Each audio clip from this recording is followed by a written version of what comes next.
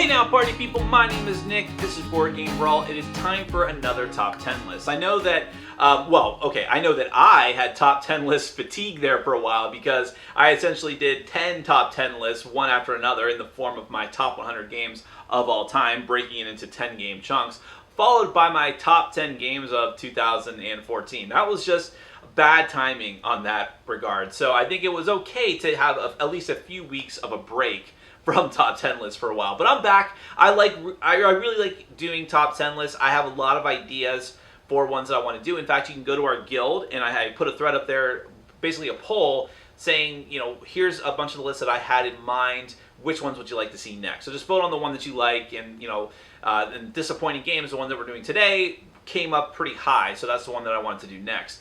The Euro game one is a strong possibility for our next list, but there's a few notable Euro games I haven't played that I want to play first before I concoct the list. And most notably Caverna, which is on my shelf down here somewhere. I really, really want to play that. But anyways, you can also give suggestions for top 10 lists you would like to see in the future. I would love to hear what you have to say. I always want to do new, interesting, and unique top 10 lists. And so far, my fans have been the best impetus for me to come up with new, original, and fresh ideas. So thank you guys and gals for that.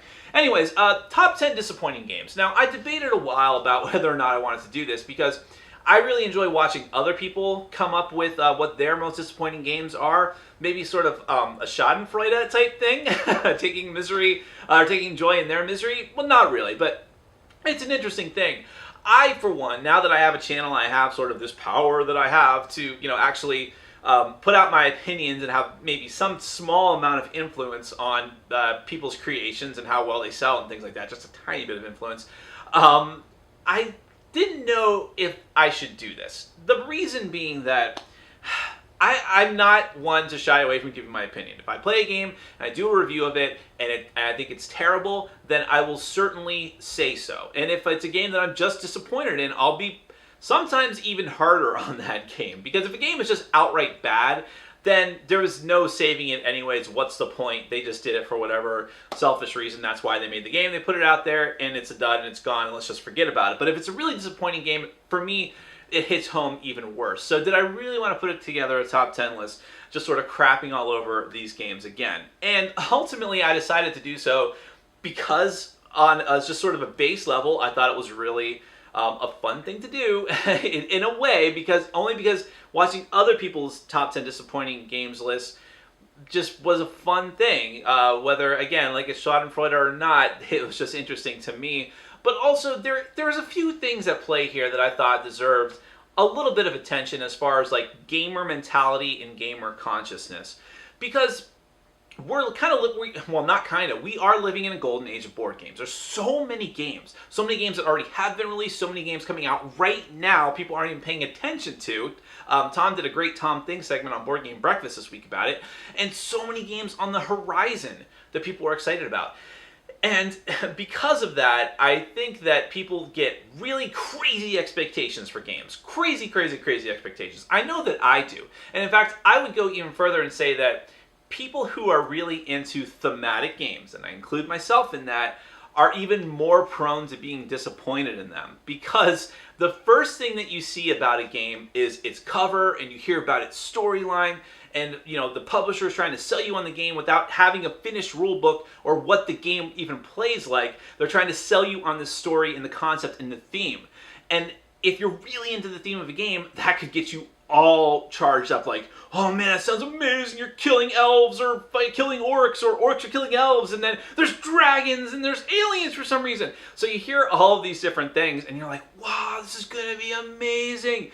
And then you probably, most times, 8 out of 10 times, end up playing the game and it's maybe okay. Hopefully just okay. Which is what your hit ratio is going to be. When there's this many games coming out, they can't all be fantastic winners. Only the cream rises to the top. For every game that was like, I don't know, name your favorite thematic game, there's 9 other games that are not that great. It's just the way that it is.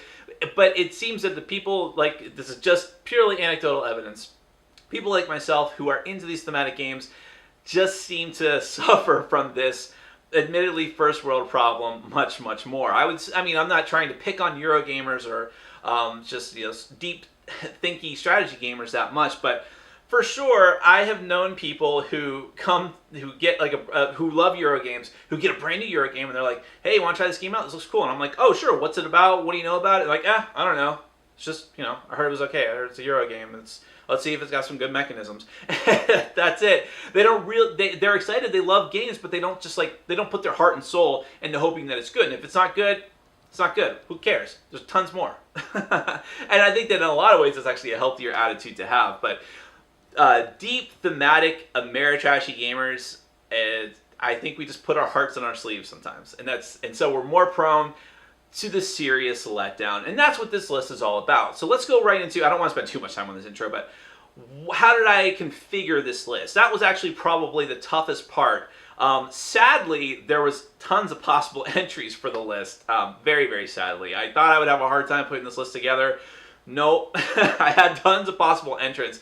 The tough time was figuring out what to leave off the list and how I should put my 10 in order. Should it just be like the worst games of the lot higher up on the list? Because the thing is, a lot of the games that are on this list are eminently playable. They're not like abjectly horrible. Maybe a couple of them are. But it's just that they didn't work right. They had such high potential and just let me down.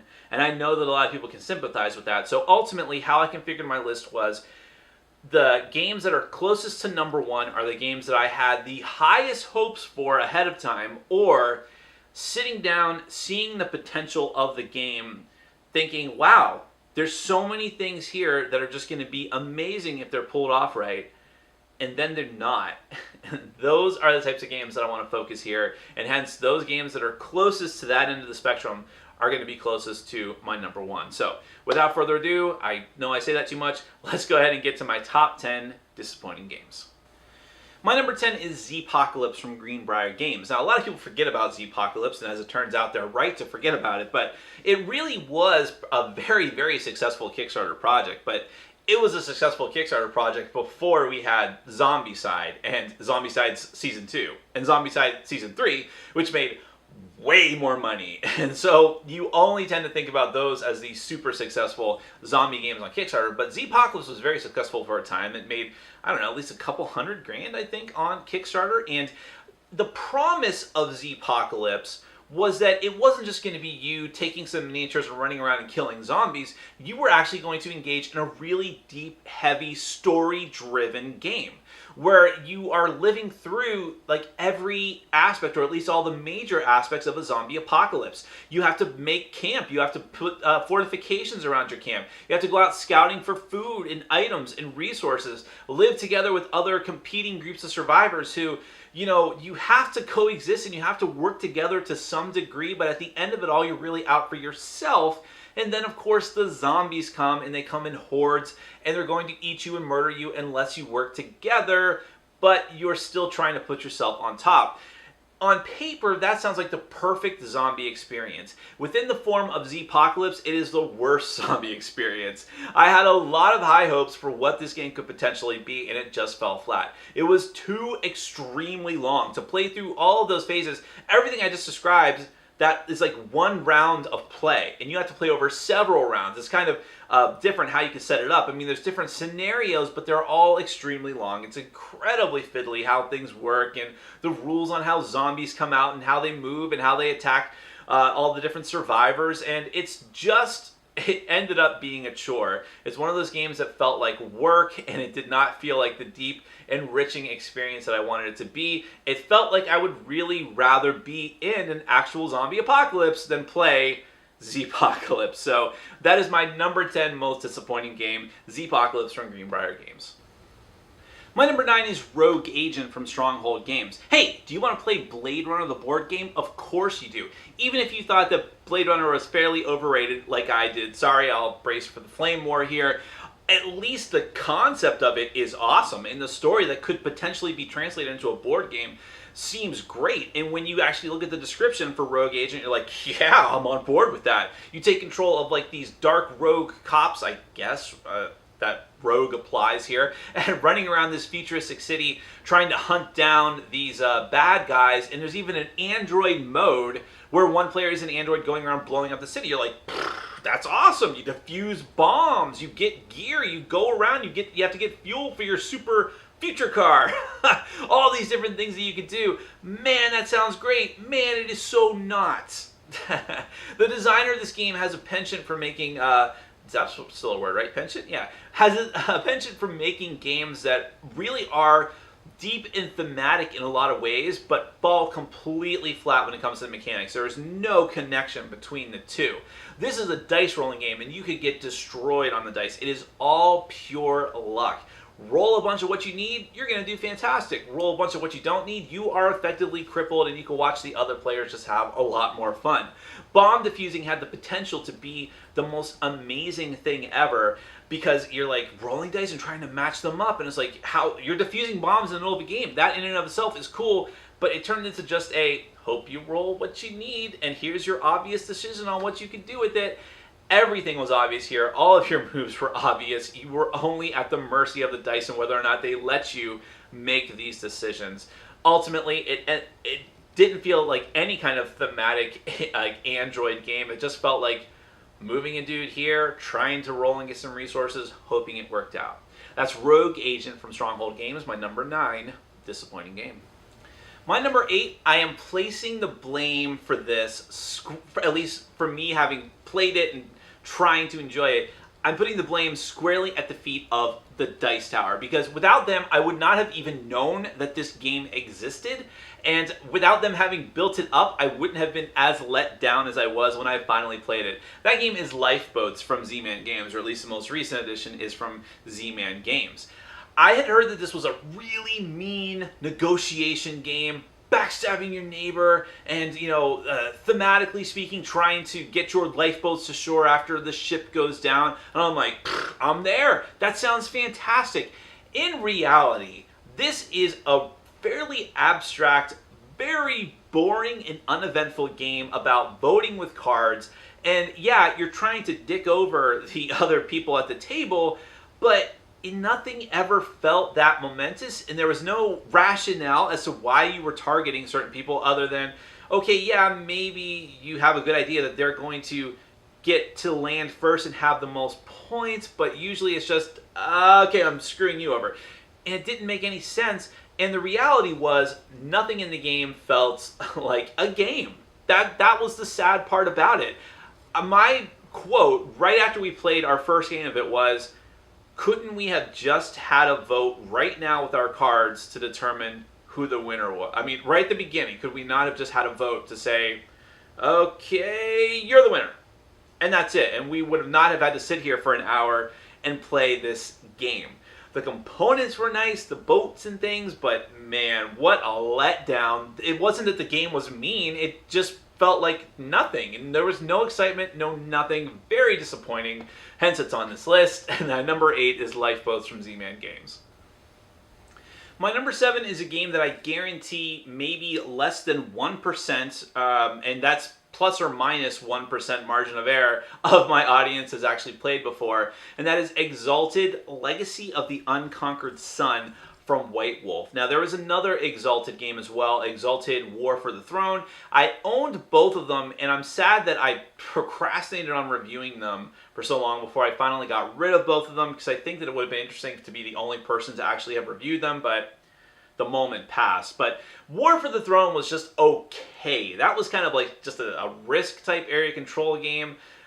Interesting, probably the better of the two games, but not really anything worth writing home about. But Exalted Legacy of the Unconquered Sun is worth talking about here because that was an extremely disappointing game. Hey, I guess that's why it's on the list. But the thing is, the game, first off, you look at it and it's like a monument to Ameritrash. If you have a picture in your mind of what the stereotypical cliche of an Ameritrash game is, Exalted Legacy of the Unconquered Sun was it. That is like in the dictionary definition of what Ameritrash is.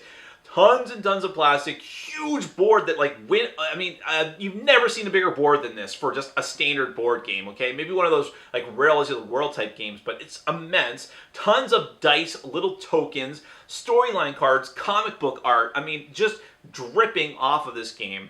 If you're not familiar with it, by the way, Exalted is an RPG system from White Wolf, and part of the reason why I wanted to play these two games is because I used to actually run a couple of different Exalted games. It was an RPG system I liked quite a bit. I love the world of it, where you take control of these demigods in a world that was sort of not based on Tolkien like most fantasy worlds are. It was based more on Japanese anime, a little bit, but also Korean and Chinese myths mixed together with maybe Celtic myths, all blended together, and it was just a fantastic comic booky anime type feel world. And it was really great, so I wanted to play these board games, and boy did they not translate well. The problem, first off, the rulebook for Exalted was horrendous. It was huge walls of text. Number one thing you do not want to do in a rule book is make it just paragraph after paragraph after paragraph that you have to try and scan through to find important bits of information when you need it. Then when you actually play the game, at first it seems great. You're having your Exalted people, your avatars, our demigods, go out around the world and try to complete quests and go into combat, and it's sort of semi-cooperative sometimes. There's going to be one winner, but you can sort of ignore each other. Sometimes you can team up on quests. You can also fight each other if you really want to. It's got a really interesting mechanism for time where you can travel very, very far to get to your objective, but you go around this then you have another figure represented on this dial, so if you go too far ahead, you're essentially many months in the future doing your thing, but then the other players get to catch up to you doing whatever they're doing, moving and taking quests. There's other games that have used mechanisms like this. I think even Francis Drake uses something like that. But and so there's a lot of neat elements here in the way that you go to the final battle and do the final quest, but none of it came together into something resembling a good game. It is completely random. There's there's mitigation of that, but the mitigation of the randomness is roll more dice. So that this is, by the way, how the Exalted RPG works. So essentially you're rolling literally dozens of dice and hoping that you get enough successes on them. And man, oh man, is it really easy for just one player to get totally screwed. And did I mention, I probably didn't, it's extremely long. Not a big surprise for this type of Ameritrash game. So lots and lots of potential here, lots and lots of fail. That is Exalted, Legacy of the Unconquered Sun. It's not hard to imagine why no one talks about this game. My number 6 most disappointing game is Tales of the Arabian Nights from Z-Man Games.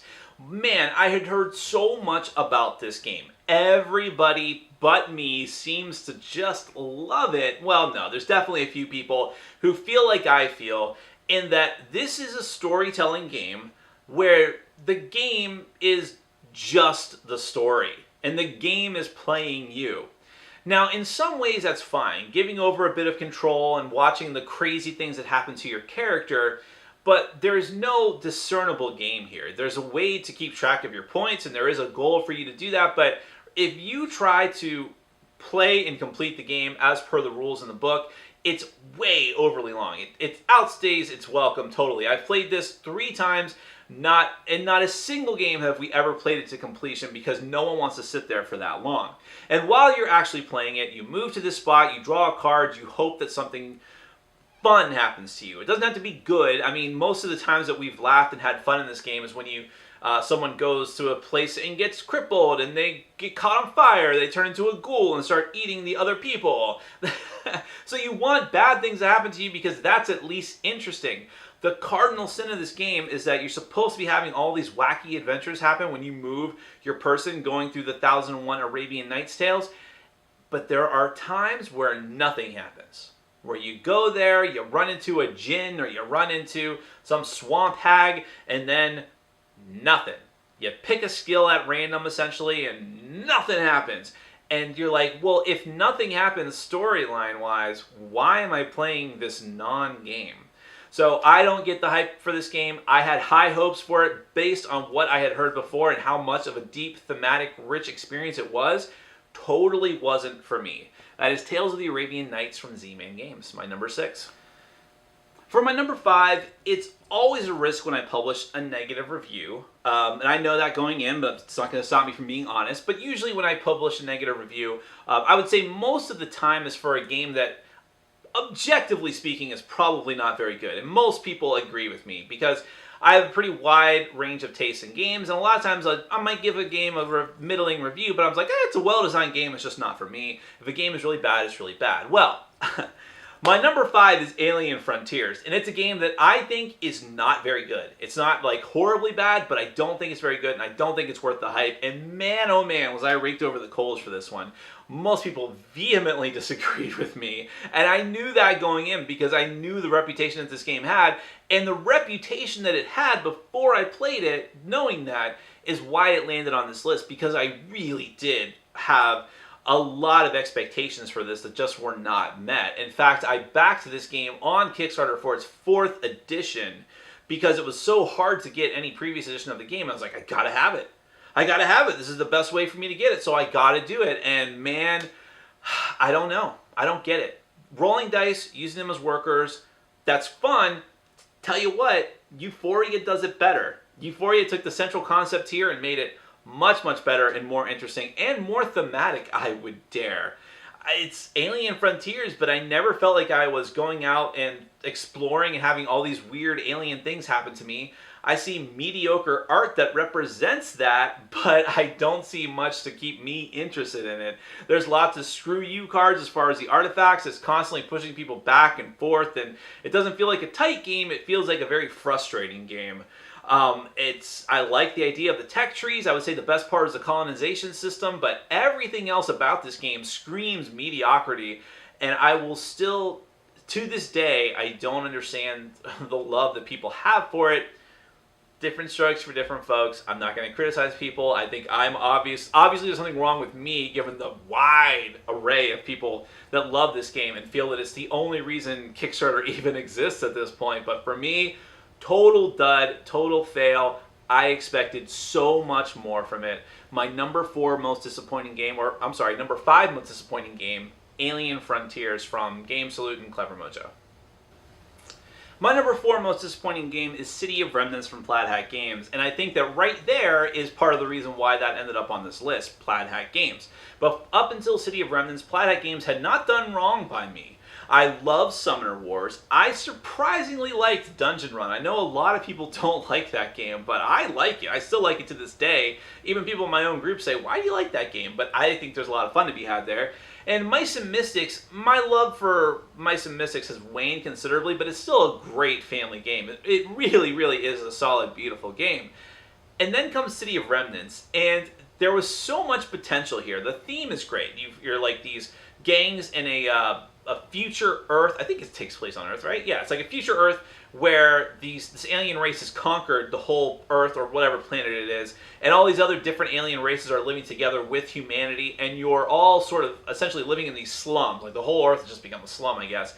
And everyone's broken up into gangs, and you're competing for turf, and you're trying to compete against the alien police who are coming to bust up your turf rings randomly. And it's even got deck building. Deck building! I love deck building!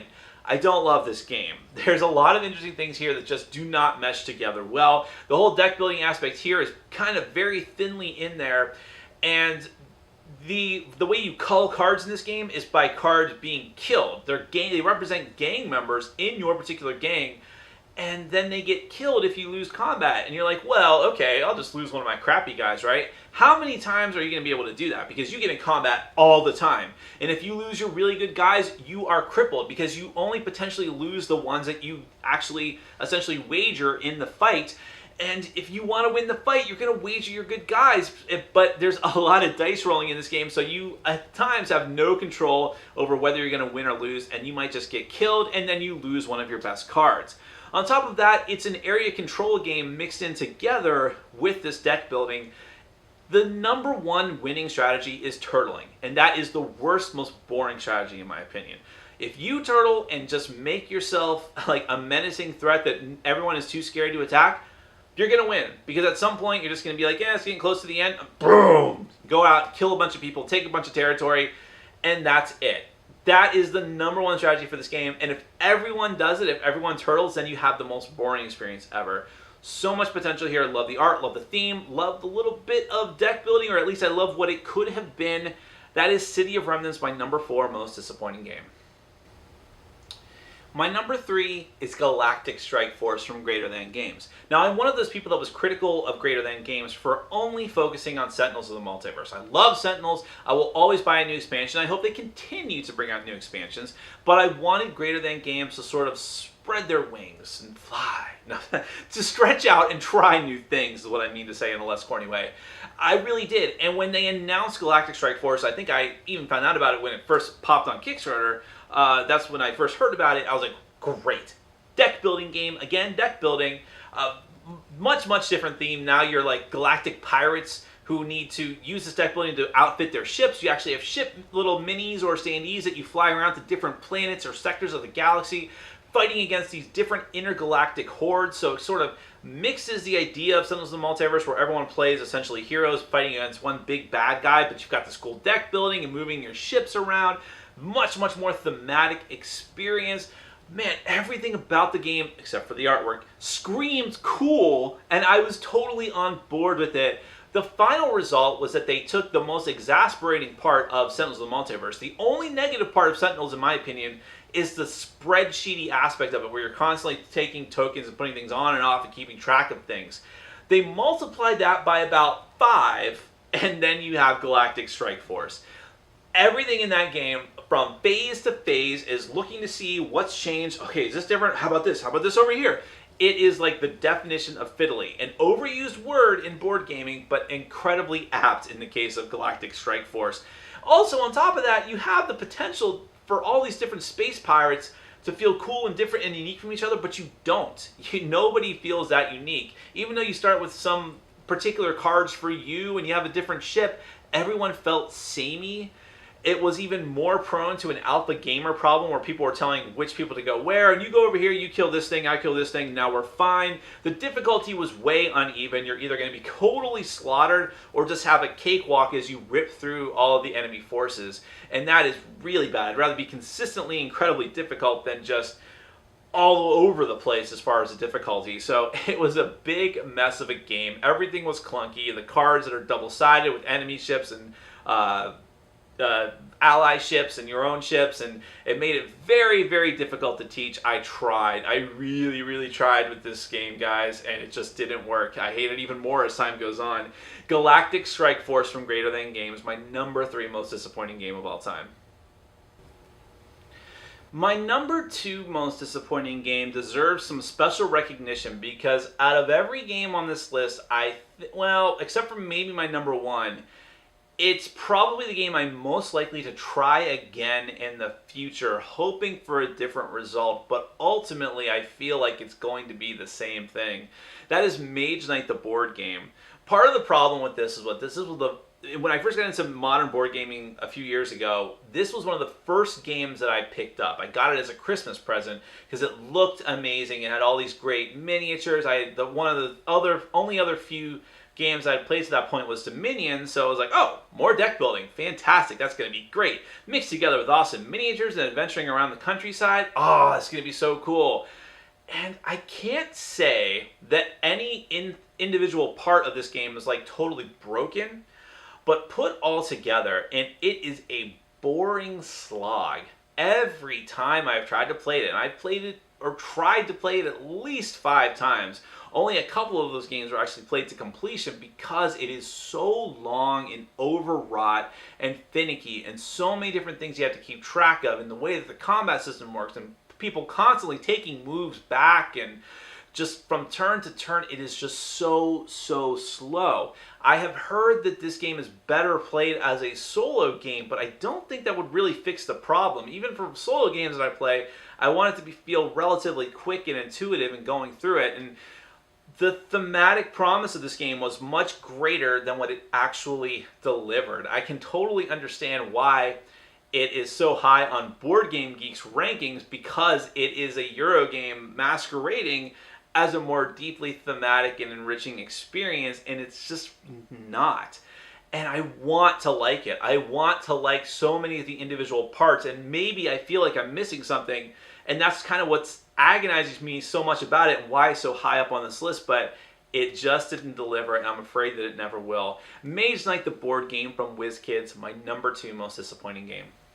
And finally, my number 1 most disappointing game. This is another one that I'd be surprised how many people watching this have actually played this before. And in fact, when you first hear me see the name, you're going to say, oh, do you mean Netrunner? No, I don't. The game that I mean and what I'm saying is Android. This was the sort of progenitor to Netrunner, or should I say, the progenitor to the world that Netrunner was placed into. Netrunner was obviously out years and years and years ago from Richard Garfield, but when Fantasy Flight picked it up and made the LCG version and rethemed it, they put it into their shared Android universe. And Fantasy Flight has a few shared universes like Terranoth for all the Descent and Runebound games, and for Twilight Imperium and Rex, I guess. And then there's the Android universe, which is, I think to this date, 3 games: Android Netrunner, Android Infiltration, which a lot of people have actually played, and Android, which is, even though it was the first game, very few people know about it or talk about it or care about it. In a lot of ways, that's a shame. What this game is a huge murder mystery, futuristic crime noir taking place in the same Android world. Each player takes control of an investigator. Every investigator has their own backstory. You have your own personalized set of cards and character sheets. And there's so many neat, enriching elements here. You have cards that other players can play against you that represent your traumas of your backstory coming back to haunt you. You're trying to solve this murder, and there's a randomized murderer. And it's, you know, all these different pieces of evidence you can collect, a huge map that you can explore, and different areas you can go to. All of these different things, together with a fantastic art style, by the way, and graphic design layout, and just great storyline overall, all of this had the potential to be something that was just one of the most thematic and endearing experiences of gaming of all time. That is where the potential was, and it just all fell apart when it gets down to the point where it is a fiddly monster, like a beast of a game to just sit down and play through. It is overly long. There are far too many things to keep track of. I would defy you to play this game correctly the first or possibly the second time without getting several major things wrong. There's a lot of screw you elements in the game that are supposed to be thematic, like you play cards on someone to represent their traumas, and now it's tripping them up in their own personal investigations to find the killer before you. All this leads to is actually just prolonging the game even more. There's also the whole aspect that a lot of people have complained about, and which I kind of feel more and more as I think about the game, that you're not finding evidence pointing towards the right killer. You're essentially planting evidence on the killer. And I feel like there was way better ways that could have happened, or could have been handled. All of it really just rips you out of the experience. It's setting you up to play in this like sandbox world, trying to find this killer, and it just tries to entrench you into that experience, and then every part of the game fights against that and tries to rip you out of it. It is by far the most disappointing game for me because of what it could have been, but what it ended up not being. And one day I may try it again, having more gaming experience under my belt. Much like Mage Knight, I tried this game very early on in my modern gaming career. And maybe something about that was a problem. Maybe I needed to play thinkier, heavier games and then come back to it and have an appreciation for it, but I seriously doubt it. My gut is telling me that I was right about it, and the general gaming population was right in having just passed it up and forgotten about it, because as deep and rich as the theme was, the gameplay just didn't hold up. And at the end of it all, maybe the Eurogamers are right, gameplay is what's going to make or break your game. My number 1 most disappointing game of all time, as of right now, Android from Fantasy Flight Games.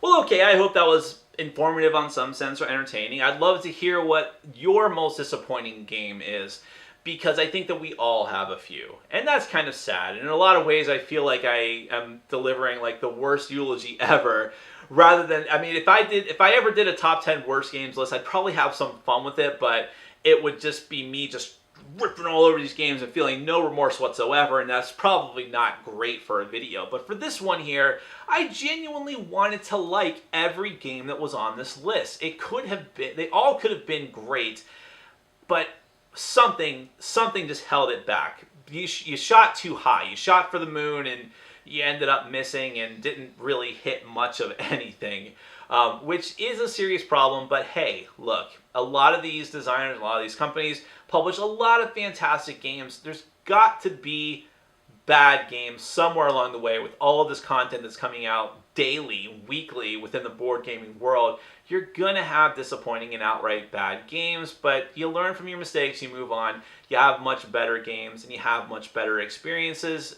The games that we love wouldn't be so great if we didn't have other games to compare them to that didn't quite live up to that standard. And I would like to think that a lot of the great elements from some of these games that I've played have made their way into other games that I really, really do enjoy. That those games that I do love, that I was not disappointed in, quite the opposite, wouldn't exist if they didn't learn something from some of these other games, whether the designers thought those games were good or bad. So that's my hopeful, optimistic lookout on this. But please let me know what your most disappointing games are, and let me know if you want to try them again some point. Maybe you were wrong, maybe like a couple of the games on my list, like higher on the list, and maybe we missed something. I don't know. I find it kind of fascinating, and it's just another look into the psychology of a gamer. Hopefully you agree. My name is Nick. This has been Board Game Brawl, and I'm reminding you to get out there and game every day and in every way. Take care.